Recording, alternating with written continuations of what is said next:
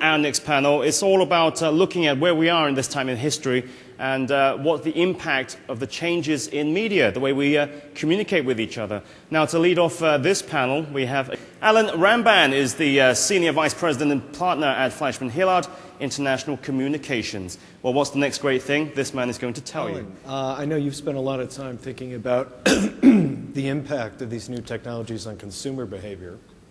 Go ahead and share with that. Sure. I think one of the things we were talking about earlier was, well, first thing is that people forget it's a girl's world when we talk about adolescence and Web 2.0. If you think about a lot of the technologies behind blogs, or really if you think of a diary that a young girl may have written, and look at photography, and they all were had their photo albums and different things, and this Web 2.0 has now just really automated this for girls especially. And when we take a step back and look at boys who are just not the greatest communicators at this age, look at gaming and different things, and the internet cafes here across Asia as well. And this is really a place where boys can continue to be a bit awkward in terms of their communications. And what we're really seeing is this social awkwardness that's coming out of this Web 2.0, in that online a young person can really take time when they communicate to think of a response, think of a witty response or something if they've met someone, and that communication now becomes so much harder offline because they're so used to that delay. So this idea of social awkwardness, especially among boys, and perhaps something that we're going to just see across a whole generation, in that when they're finally offline and have to have these conversations, they're very dependent on that delay and on that conversation that they've been so used to online.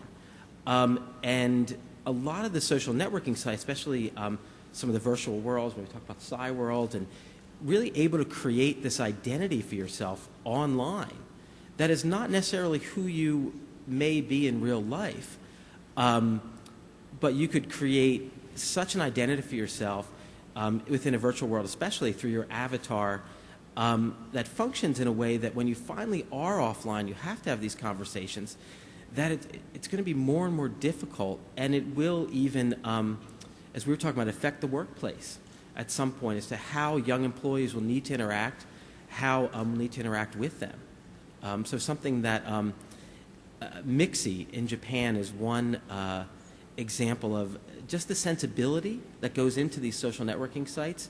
If you look at Japanese culture and some of the shy and some of the things wanting to protect some of these intimate discussions, Mixi is an invitation only. It's my world is only open to those that I've invited. Take a MySpace, it's open to everyone, and I really have to take some steps to block it.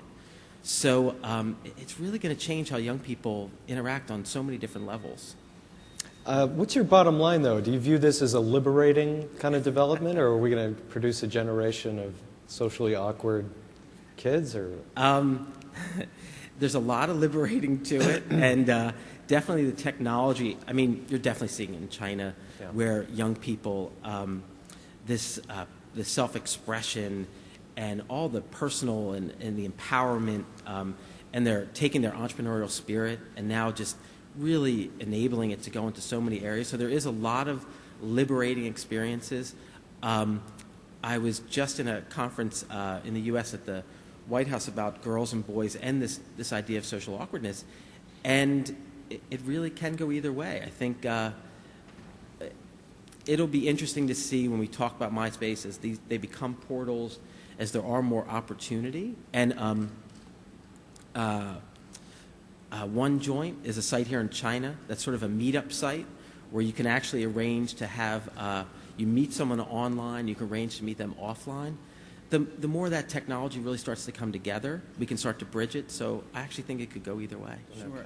When you mentioned Portal, I mean, MySpace, their main competition is Yahoo. I mean, they want to be a portal. Now when you insert behavioral targeting into that process, and we talk about research, young people put everything into their profile, not just where they live, who they are, what they wear, all their interests into this searchable profile page.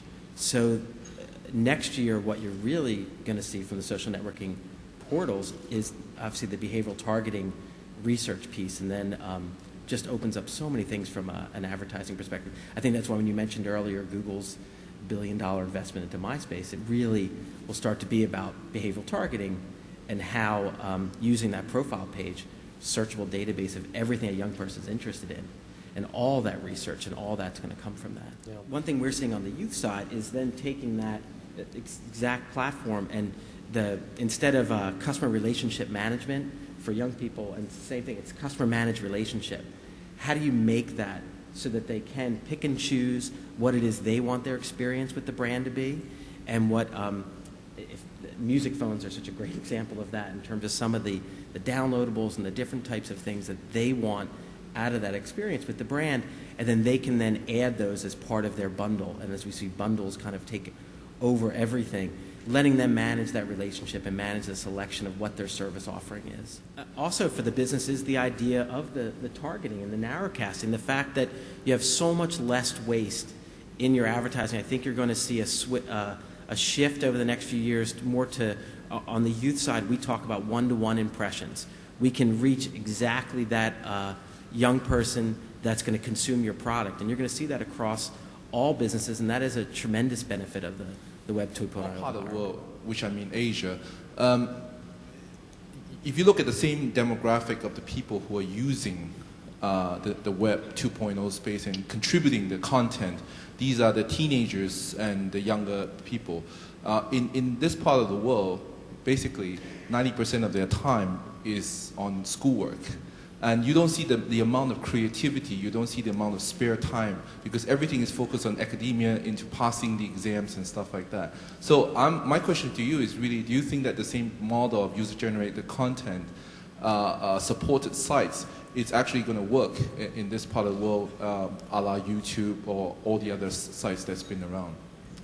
I'll answer first. You're already seeing it. Take a site like mop.com. Here in China, it has 30 million users, 15 million registered users.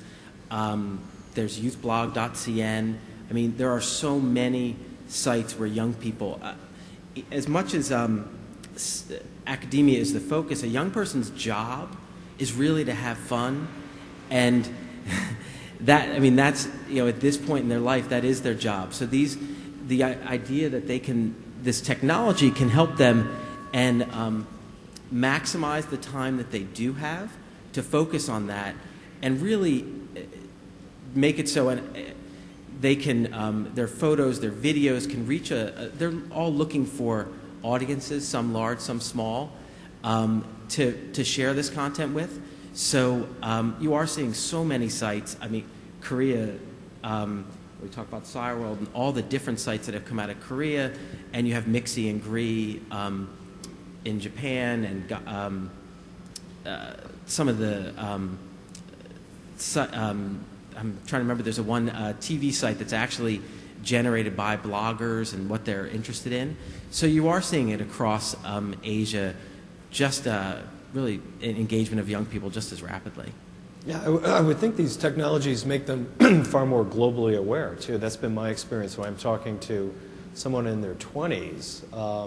Their awareness of what's going on in the world has actually grown. It's this idea of sort of this global tribe Yeah. that they're a part of. And you're also going to see much more global trending, where a trend cannot be limited to coming out of a Beijing, a Shanghai, or a Tokyo, but out of a small town, or in the States, out of Iowa even. This idea of global trending, because their ability to reach more young people so much more rapidly.